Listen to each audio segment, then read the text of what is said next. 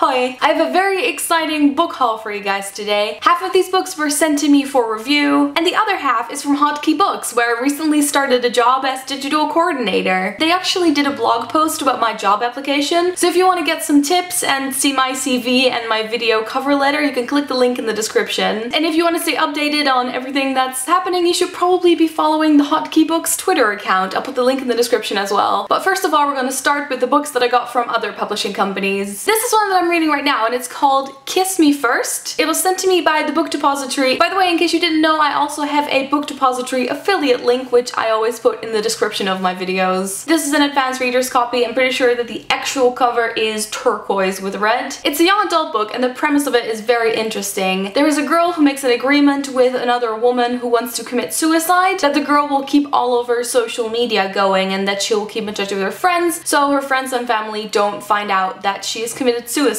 She takes it very, very seriously and just gets entangled in this woman's life. Then there are two books that I received from Granta. This one is extremely exciting. It is called Multiples, and it is just one big translation game with several authors. And some of the players include A.S. Byatt, Jeffrey Eugenides, Zadie Smith, and David Mitchell. In total, there are 12 stories in 18 languages by 61 authors. So what happens is it starts out with a story in a specific language, then it's translated to English, then to a different language, then to English again, and then to a different language, all by different authors, and you kind of get to follow along with what happens when you translate a text. If you can just read English, you can read all the English versions, but if you can read some other languages as well, this book is gonna get extra interesting. This is another book from Granta, and it is called The Luminaries. It's really fat. I didn't realize it was gonna be this big. It is set in 1866 when a man called Walter Moody goes to New Zealand to follow the gold rush. I don't think I've ever read anything with a setting like that, so this could be quite interesting. And then finally from Penguin we have Joanna Rossiter's The Sea Change. I actually got to meet Joanna Rossiter at the Penguin Bloggers Evening, but they didn't have any copies of the book then. It's a story of two women, Alice and her mother. Alice is in India, and her husband become victims of a tsunami, and while Alice is fighting her battles on one side of the world, her mother Violet is fighting her battles with the past. Okay guys, are you ready for the Hotkey Books books? Not all of these are actually out yet, so you might have to have a bit of patience. The first book is called Fireweed by Jill Peyton Walsh, and this is an old favorite that they're bringing back. It is set in 1940 in London during the Blitz, and it was originally published in 1969. Oh, I should probably mention that Hotkey Books publishes children's and young adult fiction. Then we have Fearsome Dreamer by Lauren Eve. I'm trying to figure out if you can see this. It has a shiny layer that looks like the inside of a computer. This book is very much about another world, and it's very much connected to dreams. The main character is called Vilaroo, and she's been having strange dreams her entire life, and the government gets involved with this. I think in the summary it also said that France had taken over England. There's actually a GoodReads giveaway happening for this book right now that I think is going to last until September, so I'll put a link to that in the description. Here's another one I'm reading right now. It is Vivian versus the Apocalypse by Katie Coyle, who is the winner of the 2012 Young Writers Prize. So basically there was a competition for young writers where they could send in their story, and this is one of the two that was picked and published. In this book there's a new church that's come up in America that's very, very popular, and the leader of this church announced that there would be a rapture. Vivian's parents are believers, and Vivian's kind of having a tough time dealing with this. It seems like a lot of people in America have converted to this church. Vivian doesn't believe that the rapture is actually going to happen, but then one day her parents are gone, and society slowly starts to kind of collapse in on itself. So that's Vivian versus the Apocalypse. Then I have That Burning Summer by Lydia Sison. I read and reviewed her book A World Between Us recently, which is a war story set in Spain. If you want to watch that review, you can click right here. That Burning Summer is also a war story, but this time it is set in England in 1940. The main character is called Peggy, and she lives very close to the Channel, so there's this kind of constant threat of England being invaded. And then one day a Polish pilot crashes close to her house, and she finds him and takes care of him. I actually got to meet the author and have a chat with her last week, which was lovely. Then we have Stray. It's the story of a girl called Lona 16 Always, who is part of a virtual reality experiment, and she's constantly plugged into this machine where she gets to relive the memories of a boy who lived 25 years ago. And then one day a boy shows up who is trying to free her. I always love a good virtual reality story, so looking forward to reading this. Those were quite a lot of books. I hope you enjoyed this haul. Don't forget to check out all the links in the description below, and I'll talk to you guys later.